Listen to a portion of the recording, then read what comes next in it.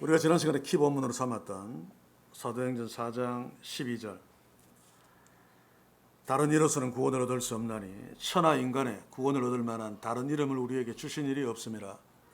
이 말씀은 불교도나 천주교나 개신교나 또 예수를 믿지 않는 세상의 모든 사람들에게 가장 중요한 말씀입니다. 영원히 살고 죽는 문제가 결정되는 것이 바로 이 예수의 이름으로 말미암는 거죠. 그래서 지난 시간에도 잠깐 지적했습니다마는 바울이 그 더러운 짓들을 수없이 했던 고린도 교회보다 그렇지 않았던, 좀 더 잘 믿으려고 복음에다가 율법을 살짝 섞었던 갈라디아 교회를 향해서 그렇게 화를 내고 그렇게 책망했던 이유가 바로 여기에 있습니다. 복음, 예수 그리스도, 그분만이 죄인을 구원할 수 있습니다. 그분만이 하나님께로 가는 길이고 구원받을 수 있는 진리며, 그 나머지 모든 것들은 비진리, 거짓에 불과합니다. 그럼에도 불구하고 오늘 이 시대에 수많은 구원의 길들을 제시하죠. 특별히 교회 공동체 안에서도 얼른 보면 잘 모릅니다만 복음에다가 갈라디아 교회에서는 율법을 섞었습니다만 오늘 이 시대에는 인간이 좋아하는 인본적인 어떤 취향들을 슬쩍슬쩍 섞어서 다른 복음을 만들어 버립니다. 우리가 이것을 경계해야 됩니다. 예수 이름, 그분 말고는 하나님이 우리에게 구원을 주시지 않습니다. 우리는 예수 그리스도로 말미암아 구원받은 자들이죠. 자, 이렇게 구원받은 하나님의 자녀들에게 가장 중요한 말씀은 오늘 우리가 볼 말씀 중에 베드로가 외쳤던 사도행전 4장 19절 말씀입니다. 베드로와 요한이 대답하여 가로되 하나님 앞에서 너희 말을 듣는 것이 하나님 말씀을 듣는 것보다 옳은가 판단하라. 한마디로 이야기하면 하나님 앞에서죠.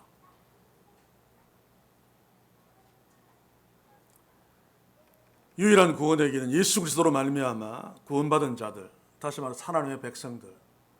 지금 예수님 상황으로 본다면은 이스라엘 백성들, 하나님의 백성들이라고 합니다. 아닌 자들이 있지만 이들에게 가장 중요한 말씀은 하나님 앞에서입니다.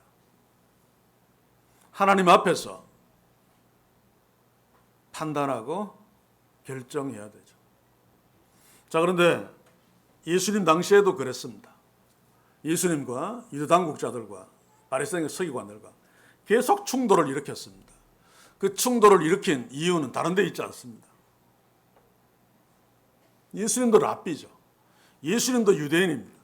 그러나 그럼에도 불구하고 한편은 하나님 앞에 서 있었고 한편은 하나님 앞에 서 있는 것처럼 보였지만 결코 하나님을 의식하거나 하나님 앞에 서 있지 않았기 때문에 충돌할 수밖에 없습니다.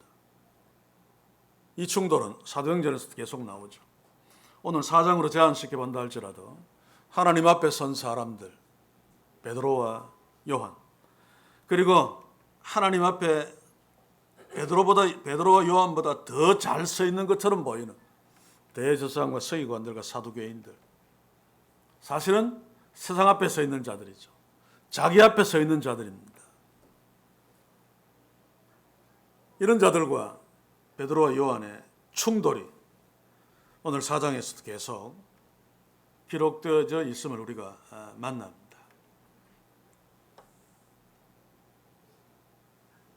하나님 앞에 선 베드로와 요한은 늘 하나님을 의식하고 주목합니다. 무엇을 하든지 무슨 생각을 하든지 하나님 중심으로 사고하고 행동합니다. 그러나 하나님 앞에 있지 않는 사람들은 결코 하나님을 의식하거나 주목하지 않습니다. 춤을 추면서 하나님의 이름을 부른다 할지라도, 방언으로 노래하고 방언으로 열렬하게 기도한다 할지라도 하나님을 의식하거나 하나님을 주목하지 않습니다. 그들은 자기중심적으로 사람들 앞에 서 있죠.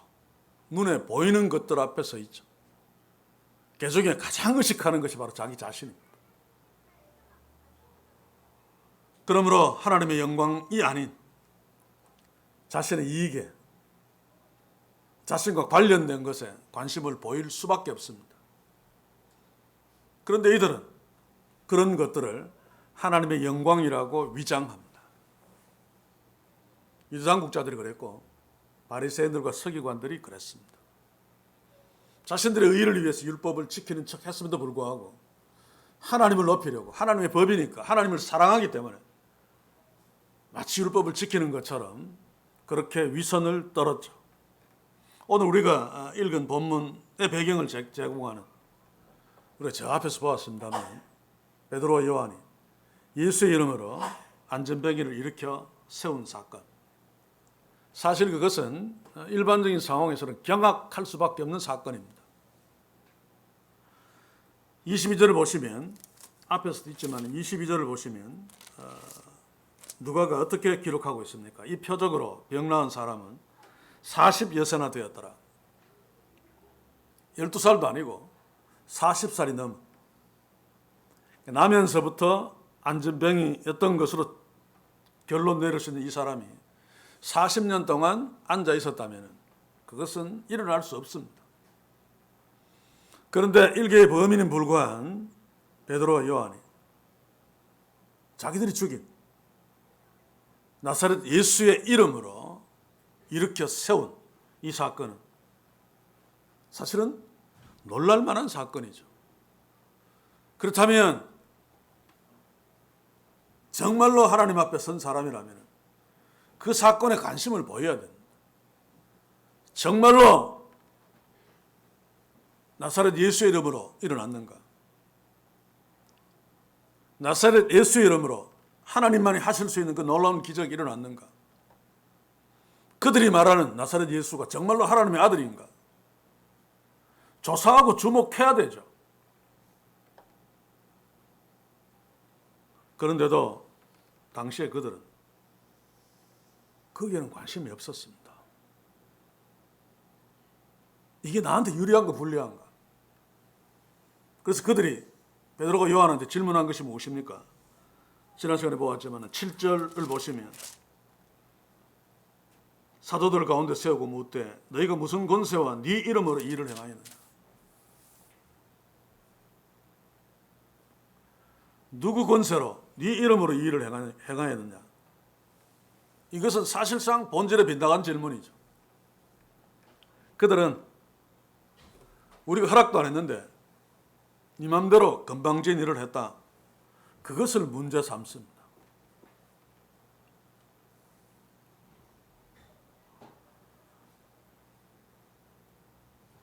그러나 하나님 앞에 서 있는 베드로와 요한은 안전뱅이가 일어난 사건을 통해서 하나님의 역사하심을 보죠. 다시 말하면 구원 사건의 핵심을 꿰뚫어 보고 있습니다. 그게 지난 시간 마지막에 우리가 보았던 10절에서 12절까지의 말씀입니다. 뭐라고 베드로가 외치는가 하면 너희와 모든 이스라엘 백성들은 알라. 너희가 십자가에 못 박고 하나님이 죽은 자 가운데서 살리신 나사렛 예수 그리스도의 이름으로 이 사람이 건강하게 되어 너희 앞에 섰느니라. 이 예수는 너희 건축자들의 버린 돌로서 진 모퉁이의 머릿돌이 되었느니라. 다른 이로서는 구원을 얻을 수 없나니 천하 인간의 구원을 얻을 만한 다른 이름을 우리에게 주신 일이 없음이니라 하였더라.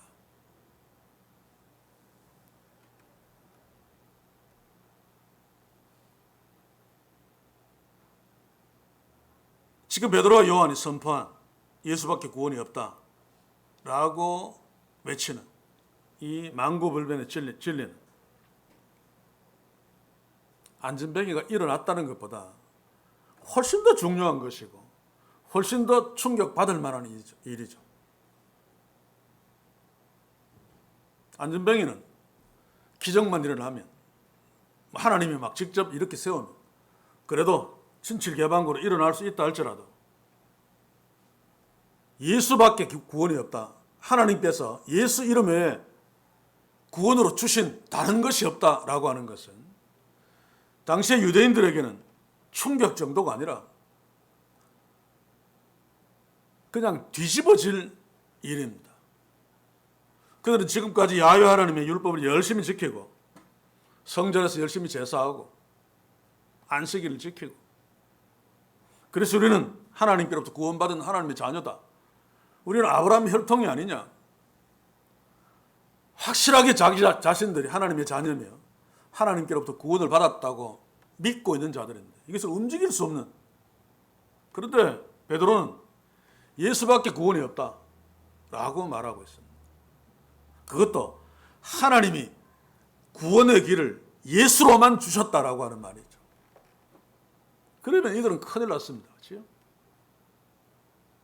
지금 그들은 구원과 상관없는 존재들이고 하나님이 구원을 위해서 유일하게 주신 예수 그리스도를 죽여버린 자들이기 때문에 베드로의 말은 그들에게 쇼크, 그 이상일 수밖에 없습니다.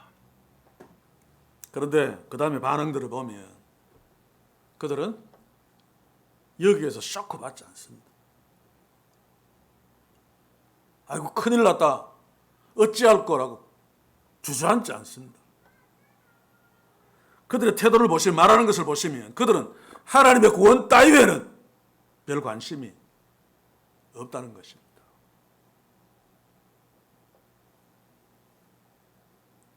저는 목회를 하면서 이제 무대에서 내려올 때가 되었기 때문에 신학을 시작하면서부터 친다면 반세기는 아니라도 40년 좀 되죠. 40년 넘습니까? 40년 좀 넘네요.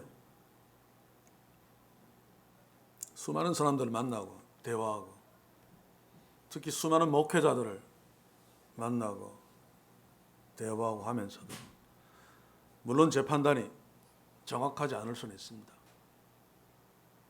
그러나 놀랍게도 하나님이 우리에게 예수 그리스도로 말미암아 주신 그 놀라운 구원, 영원한 생명,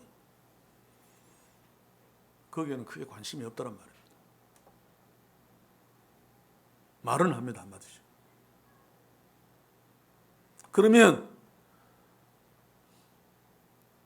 마음이 있는 곳에, 가장 중요한 곳에 마음이 가죠. 그러면 그것이 가장 중요하다고 말하고 여겼으면 그 말답게 말하고 행동하고 살아야 됩니다. 그런데 전혀 그렇지 않잖아요.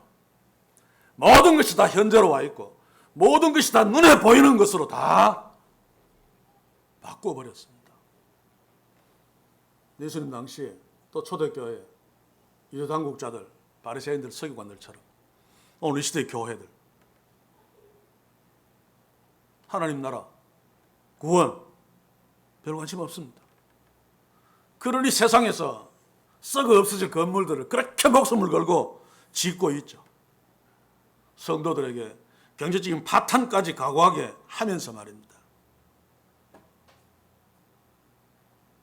베드로 요한의 말에 대한 대제사장과 서기관들, 유대당국자들도 마찬가지였습니다. 만약에 하나님 나라, 구원, 여기에 관심을 보였더라면 베드로와 요한이 한 말에 대해서, 그 진위 여부에 대해서 심각하게 고민했을 것입니다. 따졌을 것입니다. 그러나 전혀 그렇지 않았습니다. 여전히 자신의 이 눈에 보이는 세속적인 어떤 것에 대한 관심밖에 없었죠. 우리는 주일 오후 예배 시간에 연결체포를 통해서 중세교회나 또 러시아 정교회나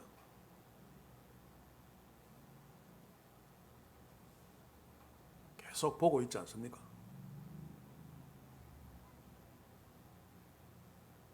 철저하게 타락해버려. 특히 사제들이 높이 있을수록 욕망이 두룩두룩 전부 종교로 다 위장한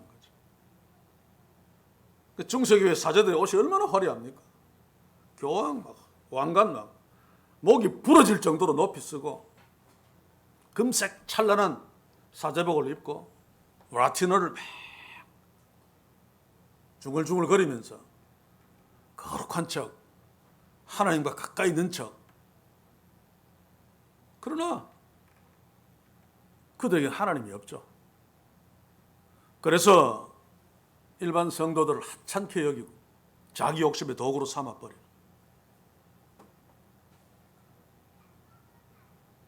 그런 모습이 현대 교회는 없을까요? 중세 교회에서는 당시에 있는 성도들이 그것을 몰랐습니다. 워낙 교묘하게 위장했기 때문에. 오늘 이 시대에 살고 있는 그리스도인들도 중세 교회가 그랬다. 그때 참 너무했지. 막 마녀 사냥하고 막. 지금은 그렇지 않은 줄 압니다. 아니 훨씬 더 심하죠.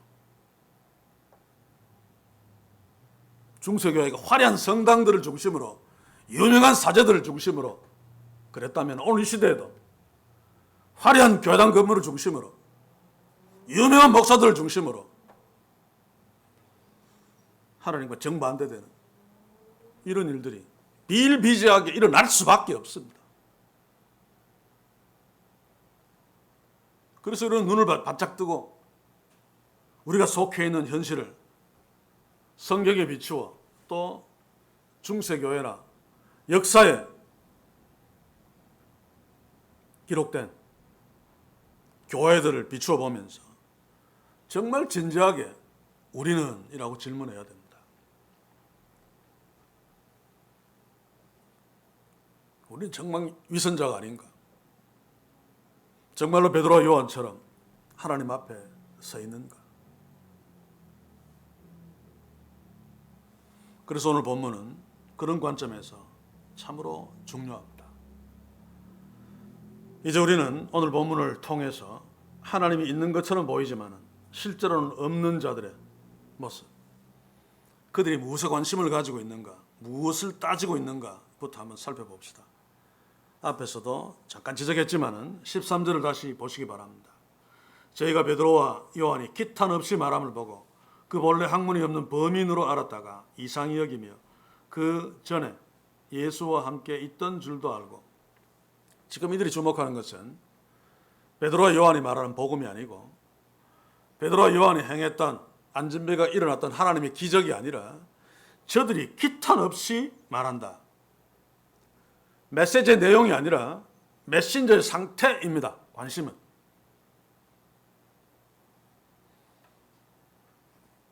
베드로가 무슨 말을 했는가가 중요한 것이 아니라 그런 말을 조금도 스스럼 없이 기탄 없이는 말을 막 잘한다는 말이 아니라 자신 있게 내뱉는다는 이야기입니다. 그래서 이상하다. 무엇이 이상합니까? 그런 말을 할 수 없는 자인데 그런 말을 하고 있다. 다시 말해서 이들이 기탄 없이 말하고 있다라고 하는 것은 무엇에 초점이 맞춰 있는가 하면 베드로와 요한이 그런 말을 할 자격이 없는데 그게 바로 학문이 없는 범인으로서라고 하는 말입니다. 제가 성경 공부를 하면서 예수님의 제자들이 무식한 자들이다. 이 학문이 없는 범인, 그리고 무식하기 때문에 무식한데도 막 유식하게 막 말을 했다 이렇게 이해합니다만 그러나 그렇지 않다고 얘기를 했죠. 이것은 유대지역, 예루살렘을 중심으로 사는 유대지역에 살고 있는 사람들의 편견입니다. 사실 갈릴리 저 위쪽이 훨씬 더 문명한 지역이죠. 그래서 세상 학문도 훨씬 더 높습니다. 당시에 최고의 문화였던 헬라 문화가 거기에 들어와 있습니다. 그래서 헬라어도 할 수 있는, 이중 언어를 할 수 있는 이중 문화인들이 여럿 있었습니다. 아마 그래서 예수님이 갈릴리 지역의 사람들을 제자들로 삼았는지도 모르겠습니다. 신약 성경을 기록할 수 있는 헬라어를 할 줄 알아야 되죠. 베드로 무식한 사람 아닙니다. 헬라어 할 줄 아는 사람입니다. 그래서 베드로 전후서를 썼죠. 그 당시에 글을 쓰는 것은 고사하고 읽을 수 있는 사람들이 2, 3%밖에 되지 않았습니다. 그래서 글자를 읽을 수 있는 소수의 사람들이 성경을 읽어주면 다른 사람은 다 들었죠. 그래서 들으라, 들으라 라고 하는 것은 대부분 읽을 줄 모르기 때문에 들으라 라고 한 것입니다. 그런데 유대인들은 특히 하나님의 말씀, 율법을 이야기하거나 하나님의 구원 문제를 이야기할 수 있는 자는 어떤 자격이 있어야 됩니다. 그게 뭔가 하면 랍비 교육입니다. 당시에는 예루살렘을 중심으로 공적인 랍비 교육들이 있었죠. 그래서 랍비 교육을 받아 공적으로 인정받은 자, 이런 자는 하나님을 이야기하고 구원을 이야기할 수 있는데 엄격한 랍비 교육을 전문적으로 받지 않은 자들은 그런 말들을 함부로 하면 안 됩니다. 그런데 저 북쪽 갈릴리 출신은 틀림없이 베드로와 요한은 랍비 교육을 받은 적이 없는, 다시 말해서 율법에 대해서 무식한 자들입니다. 그런데도 막 하나님의 구원을 이야기하고 예수밖에는 구원이 없다. 이거 가장 중요한 구원이라고 하는 교리를 자신 있게 기탄 없이 막 떠들어대니까 기가 막히다는 것입니다. 그런 말을 할 자격이 없는 자들인데 어떻게 저 녀석들은 건방지게 아무런 거리낌 없이 뭐 미안한 생각도 없이 기탄 없이 떠들고 있느냐.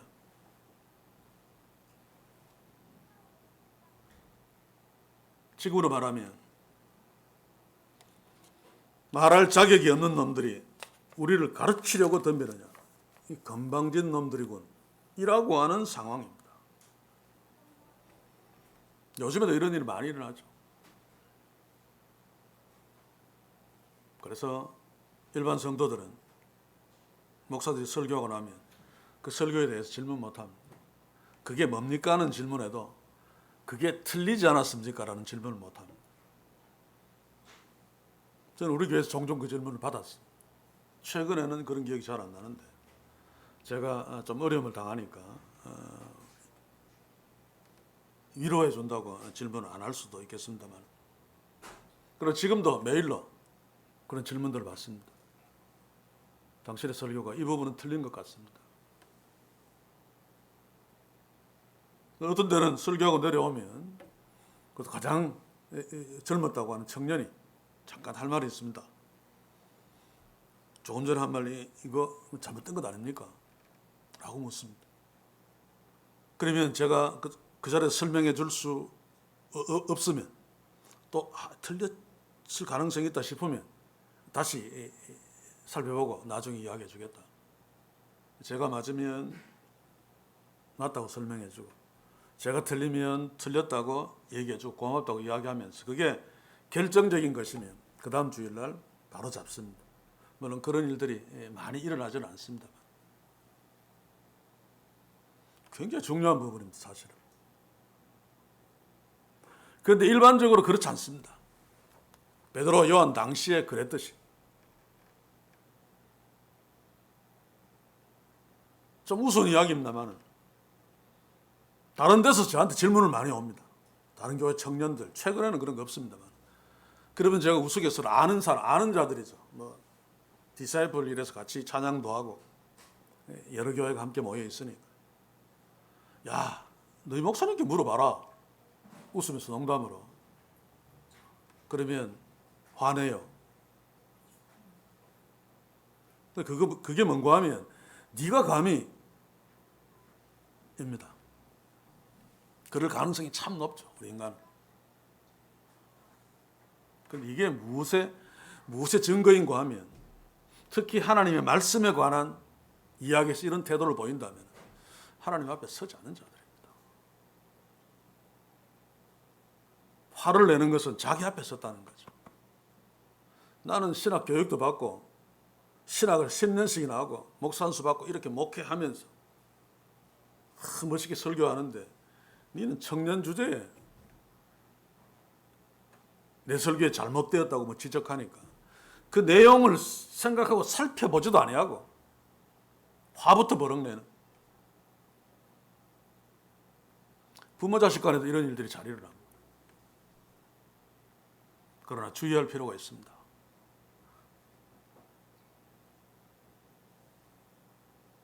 일단은 그 메시지에 귀를 기울여야 되죠.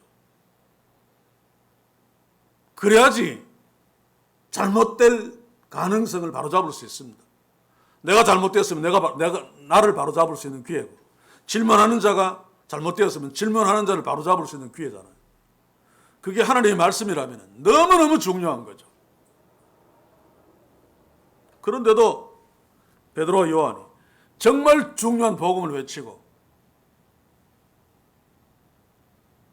있음에도 불구하고 네가 무슨 자격으로 그런 말을 하니?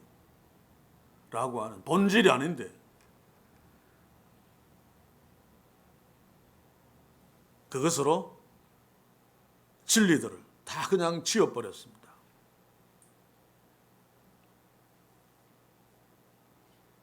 이런 모습에서 또 우리의 모습을 비교해 보면서 과연 우리는 하나님이 우리에게 그 아들을 십자가에서 처참하게 죽이심으로 주신 그 구원이라고 하는 것은 뭐 천국 가서 영원히 산다, 그것도 맞습니다만 구원의 본질적인 의미는 하나님의 자녀로 산다는 것입니다.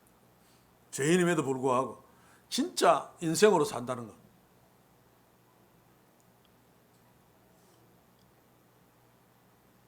내가 어디서 왔으며 어디로 갈 것이며, 나의 고향이 어디이며, 나의 주인이 누구며, 나의 아버지가 누군가를 알고 사는 것이 인간다운 삶 아닙니까? 세상 사람들이 좀 미안하지만 그걸 모르면 그냥 개같이 사는 겁니다, 사실은. 그래서 저도 성도들에게 가장 강조하는 것은 신앙생활 잘하는 것이 무엇인가?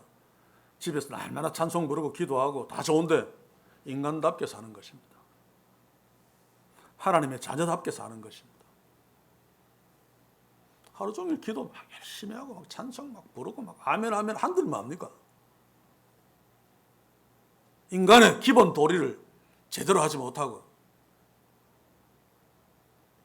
그래서 이 시대 교회들이 사람들에게 손가락질 당하고 무시당하고 있는 것 아닙니까?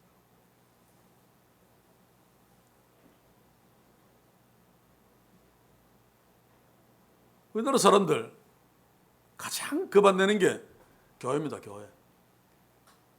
그리고 목사들이고.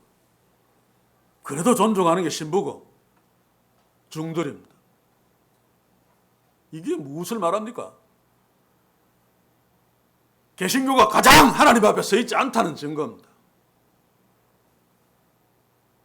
돈밖에 모르죠. 목사들은 권력 자리밖에 모릅니다.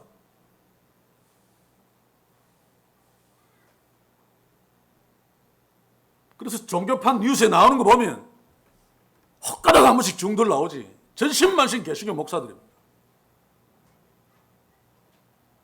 이게 뭡니까?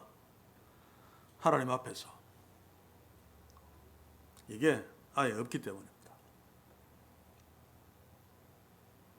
처음부터 우리 때도 그랬습니다. 서울대 졸업하고 뭐 하고 신학교 와서 얘기하다가 신학교 신학하는 이유가 뭔가? 가장 전망이 밝기 때문에. 끝난 거죠. 예수 믿는 사람들 그런 사람 많습니다. 불교나 다른 종교들에 비해서 가장 괜찮아 보이기 때문에, 가장 복 많이 받을 것 같기 때문에.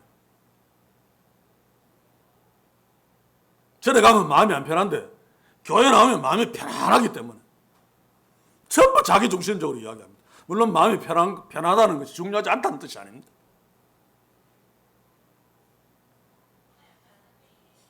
우리의 중심은 내가 아니고 우리의 주인이신 하나님이십니다. 그래서 늘 하나님 앞에 이게 안 되기 때문에 하나님 앞에 계속 의식해야 됩니다.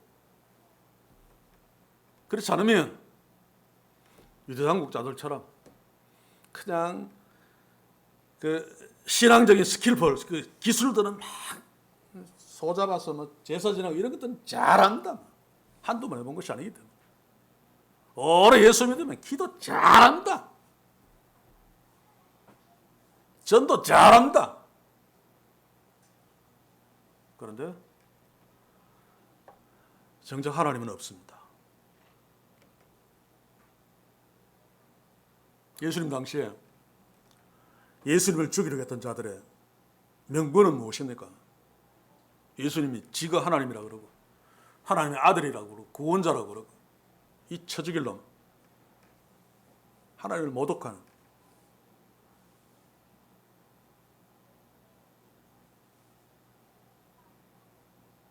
당연히 쳐죽일 놈입니다. 그런데 이들이 어떻게 예수님을 죽입니까? 물론 사람들은 유대인들이 그때 사형 집행권이 없기 때문에 로마에 재판을 해야 된다. 그렇지 않습니다. 그렇죠? 정치범 외에 특히 종교에 관한 어떤 문제는 로마 제국에서 다 눈 감아줬습니다.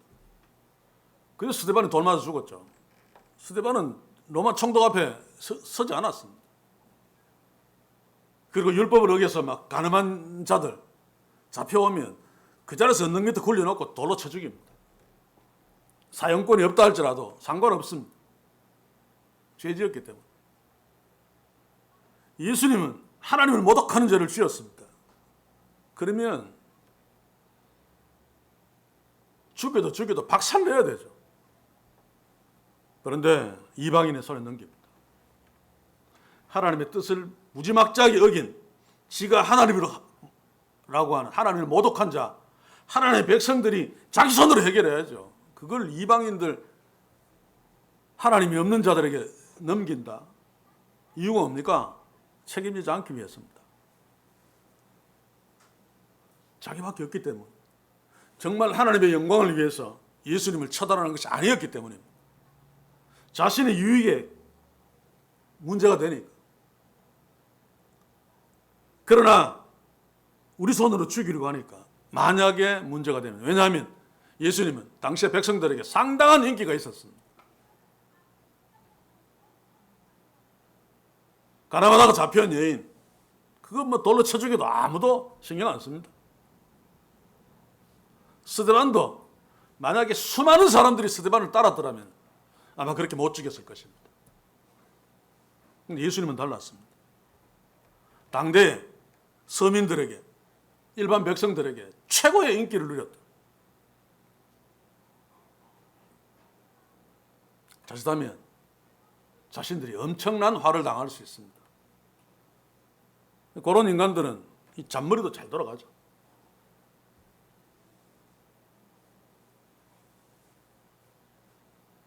로마 법으로, 정치법으로 몰아서 죽이면, 정치법은 십자가에 달려 죽으니까 나무에 달린 자는 하나님께 저주를 받은 자다. 이러면 아무리 예수를 따르는 자들도 할 말 없다. 하나님이 저주했는데. 오늘 본문에서도 이런 부분들이 보이죠. 21절 보시면 관원들이 백성을 인하여 저희를 어떻게 범할 도리를 찾지 못하고 다시 위협하여 놓아 주었으니 이는 모든 사람이 그 된 것을 보고 하나님께 영광을 돌리미라. 모든 사람이 이 베드로와 요한이 한 일을 긍정하고 인정하고 잘했다, 하나님이 뜻이다, 하나님께 막 영광 돌리고. 그런데 자신들은 이 베드로와 요한을 어떻게 봤습니까?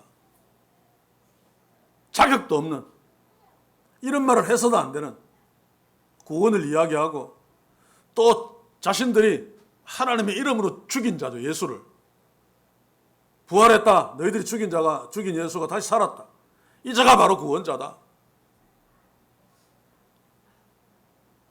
유대교 교리 입장에서는 당장 쳐 죽일 놈이죠. 그러면 하나님의 이름으로 쳐 죽여야 됩니다. 백성들이 아무리 막 편든다 할지라도 하나님을 모독하는 자인데, 그런데 사람들이 우하니까 그 사람들이 겁나서 베드로 요한을 그냥 둡니다. 그냥 윽박만 질러서 내보내죠. 자, 우리가 또 이 시대 교회들이 하나님의 뜻, 하나님의 정의 앞에 섰을 때 무엇으로 판단하고 결정하는가? 노예에서나 총회에서 이 하나님의 말씀 가지고 싸우는 것을 못 봤습니다.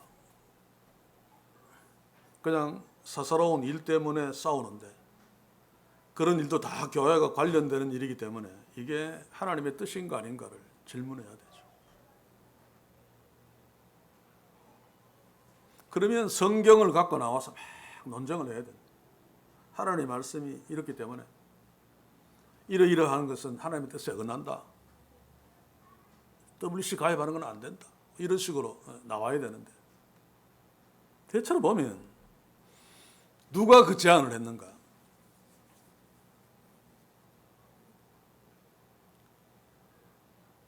우리 편인가?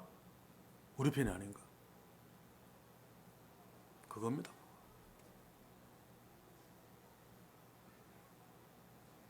또 편먹는 것이 아니라면 이렇게 결정하는 것이 우리들에게 얼마나 유익한가 불리한가.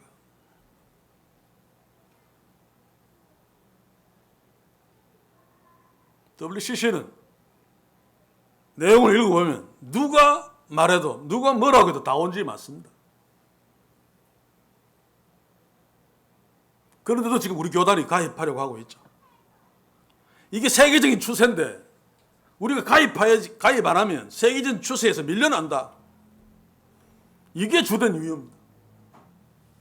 그래서 사람들을 설득시키기 위해서 그 조문들을 놓고 이것은 다원주의가 아니다 라고 교묘하게 설명을 합니다. 목적은 예수 그리스도. 근데 그들을 예수 믿게 하려면 먼저 형제 삼아야 될 것 아닌가. 불교도 좋다, 다 좋다 해서 형제 삼아 놓고 복음을 전해서 예수 믿게 해야 되지 않는가. 말도 안 되는 논리를 펴고 있습니다. 그러나 그 모든 논리 속에 가입해야 된다라고 주장하는 사람들은 그게 우리 교단에 유리하기 때문에 성경이 뭐라고 말하는가 그것은 관심이 없습니다. 그런데 이게 오늘 이 시대 교회가 우리의 모습이라면 심각할 수밖에 없죠. 그런데 우리가 그렇지 않습니까?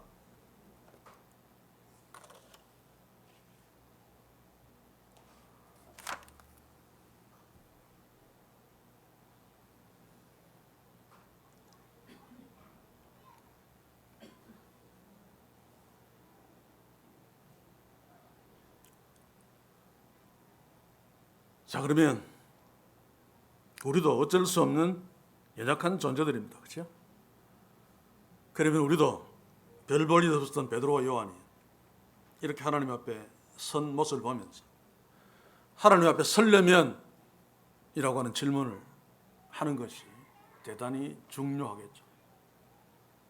베드로 요한은 예수 십자가 앞에서 다 도망갔던 자들입니다. 빈무덤을 보고도 예수의 부활을 전혀 믿지 않았던 자들입니다. 부활하신 예수를 만나고도 갈릴리 바다에 고기 잡으러 다 갔던 자들입니다. 이런 자들이 그 사내된 공회 앞에서 자기 자신을 쉽게 죽일 수 있는 자들 앞에서 이렇게 담대하게 복음을 전하며 예수 그리스도 그분밖에 없다라고 당당하게 외칠 수 있었는가? 어떻게? 간단합니다. 답은 그죠? 오순절에 그들이 하나님의 성령을 받았기 때문입니다. 4장 8절에도 있죠. 이에 베드로가 성령이 충만하여. 제가 또 말합니다만 성령이 충만하면 무식한 것이 갑자기 유식하게 되지 않습니다. 그렇죠? 악한 자가 갑자기 막 선하게 변하지 않습니다. 대도 조세형이 막 예수 믿고 막 목사 안수받고 금방 막 훌륭한 목사가 되지 않습니다. 또 도둑질하고 감옥에 들어갔죠. 이것은 다 교회가 어떤 상품을 만들기 위해 사람들을 속이는 것입니다. 한 가지 분명한 것은 성령 충만하면 하나님의 말씀을 붙들고 하나님의 말씀을 외치게 되어 있다 그 말입니다. 성령 충만하면 하나님께 예민해지죠. 그러면 하나님의 말씀에 귀 기울일 수밖에 없습니다. 하나님께 예민하다는 것은 인간을 의식하지 않는다는 뜻입니다. 사람들을 두려워하지 않습니다. 그러면 하나님의 진리를 외칠 수 있습니다. 어떻게? 기탄 없이. 4장 13절 요한이 기탄 없이 말함을 보고 눈치 보지 않고 말한다는 말입니다. 청산주의처럼 줄줄 말한다는 얘기가 아니고 성령 충만하다는 것은 말씀 충만하다는 말입니다. 그것은 하나님 앞에 섰다는 거죠. 우리가 어떻게 눈에 보이지 않는 하나님 앞에 설 수 있습니까? 성령이 우리 속에서 역사하시기 때문입니다. 그러면 하나님의 말씀 앞에 설 수 있게 되고 그 하나님의 말씀을 기탄 없이 외칠 수 있게 됩니다. 이것은 예수님이 말씀하신 것의 성취죠. 누가복음 21장 15절을 봅시다.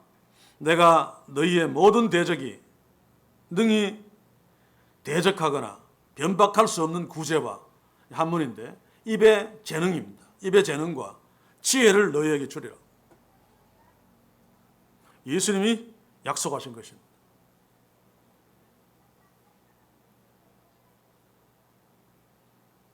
우리나라에서는 성령 충만 그러면 부르르 떨고 막 쥐하고 아무 사람의 손에 얹고 기도하고 나은 줄 믿습니다. 그게 아니고 특히 복음에 대해서 하나님 나라 하나님의 말씀을 기탄 없이 말합니다.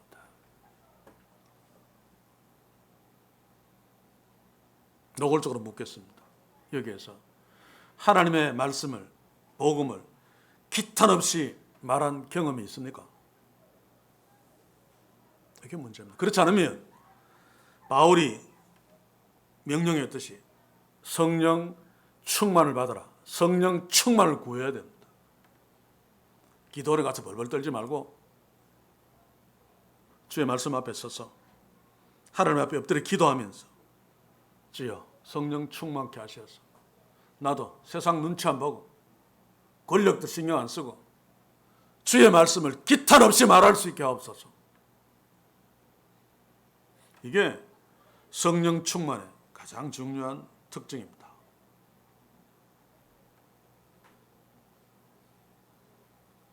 대한민국의 성령 가장 충만하다는 자, 방언 가장 잘한다는 자, 어쩌면 성령이 동국대학교 불교대학원에 인도했을지 모릅니다. 거기서 복음을 기탄 없이 전하도록. 그런데 불교대학원 학생들을 시켰습니다.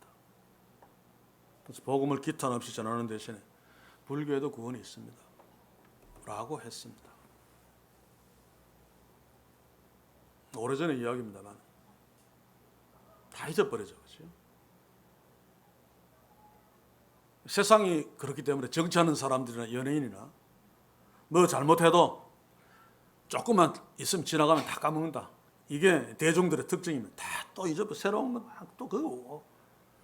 그러나 이런 것은 잊어버리면 안 됩니다.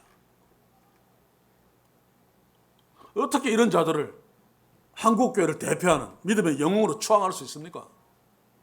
기가 막힌 꼴이죠. 그런데 그렇게 하는 것은 한국교회 전체가 하나님 앞에 서 있지 않기 때문입니다.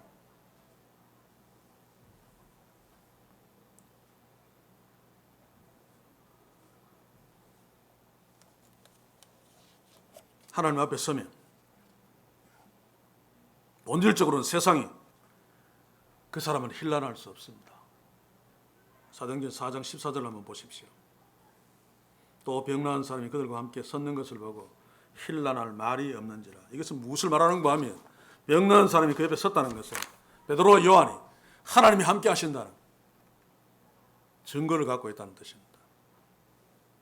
나사렛 예수가 이렇게 세운, 그래서 우리가 말하는 예수밖에는 구원이 없다라고 하는 그 말에 증거를 갖고 있다는 뜻입니다. 그러니 그들이 직접적으로는 힐난할 수 없었습니다. 하나님 앞에 서 있는 자들은 바로 이런 증거를 갖고 있어야 됩니다. 증거. 우리에게는 그 증거가 뭡니까? 하나님의 자녀의 삶입니다. 왜 세상이 교회를 힐난합니까? 하나님의 자녀의 삶. 하나님 앞에 서 있지 않기 때문에 하나님의 자녀의 삶이 어디 있습니까? 목회자들이 목회자라고 축복은 얼마나 화려하냐, 얼마나 좋은 차를 몇 대 타고 다니느냐, 얼마나 많은 사례비를 받느냐, 은퇴할 때 얼마나 많은 거액을 받느냐, 이걸로 가치를 따져버립니다. 하나님이 없으니까. 그러니까 세상이 얕잡아 봅니다. 목사 은퇴할 때 거액 받는 거, 목사 연봉 거액 되는 거, 교회당 크게 짓는 거, 그거 외제차들 서너 대 몰고 다니는 거, 세상 기업의 대재벌하고 비교할 수 있습니까? 아무것도 아니잖아요. 그런 것으로 세상이 감탄하지 않는단 말입니다.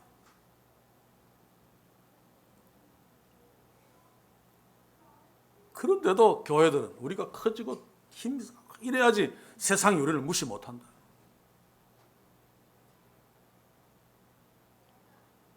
그런 논리가 정의라면 예수님은 등신입니다.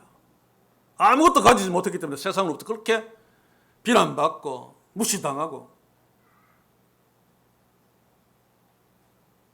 교회가 세상으로부터 비난받지 않으려면, 힐난당하지 않으려면 하나님 앞에 서 있다는 증거가 있어야 됩니다.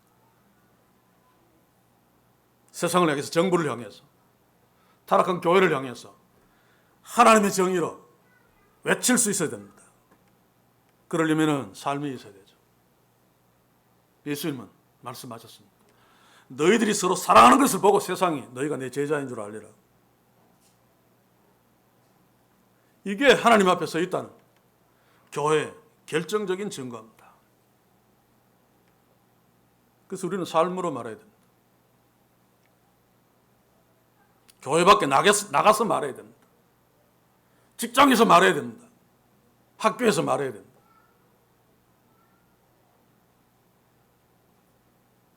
그래야지 세상이 우리를, 하나님을 힐난할 수 없습니다.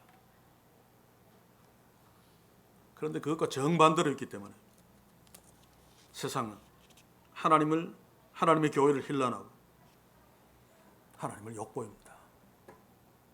목사 꼬라지 좋다.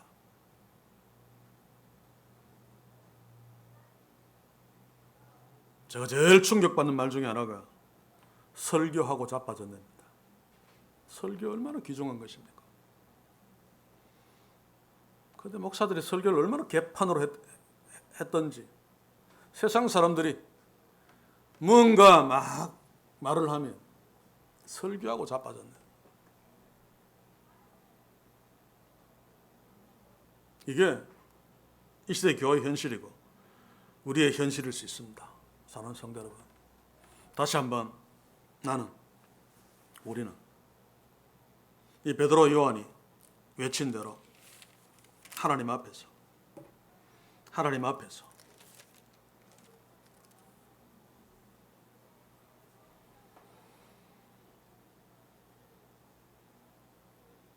무엇이 옳은가 판단하라.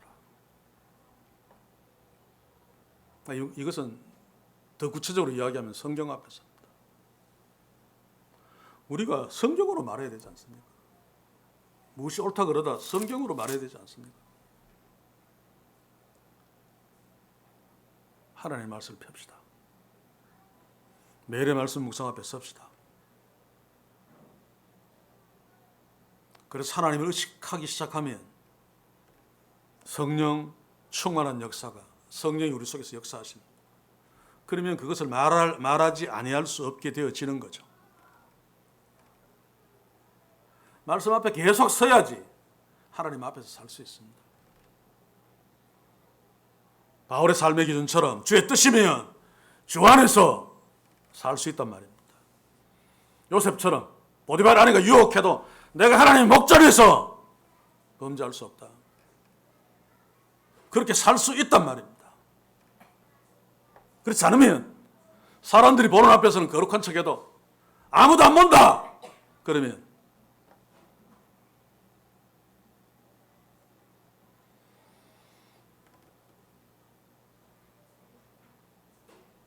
사랑하는 성도 여러분, 우리의 교회는 하나님 앞에 서 있습니까? 우리의 가정은 하나님 앞에 서 있습니까? 우리의 직장은 하나님 앞에 서 있습니까? 내가 사귀는 이성 앞에서 내가 하나님 앞에 서 있습니까? 또 우리가 세우는 결혼 계획들 앞에서 내가 하나님 앞에 서 있습니까? 나의 삶의 여러 가지 계획들과 하는 일들 앞에서 내가 하나님 앞에 서 있는가?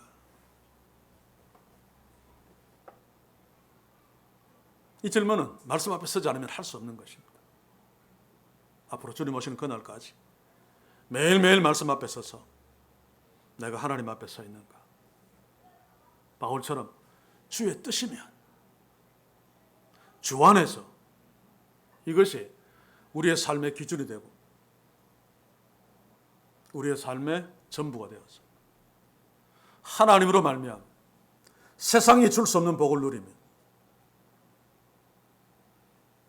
하나님 나라를 전진시키는 하나님의 자녀로 또 이 교회가 하나님 앞에 서서 하나님 앞에 서 있지 않은 기껏해야 돈만 많이 가지고 있는 기껏해야 쭉저기만 많이 가지고 있는 기껏해야 큰 건물들만 많이 가지고 있는 타락한 교회들에게 거룩한 부끄러움을 줄 수 있는 그런 교회로서는 축복들이 우리의 하나님 앞에 선 삶으로 인하여 넘칠 수 있기를 주의 이름으로 간절히 소원합니다.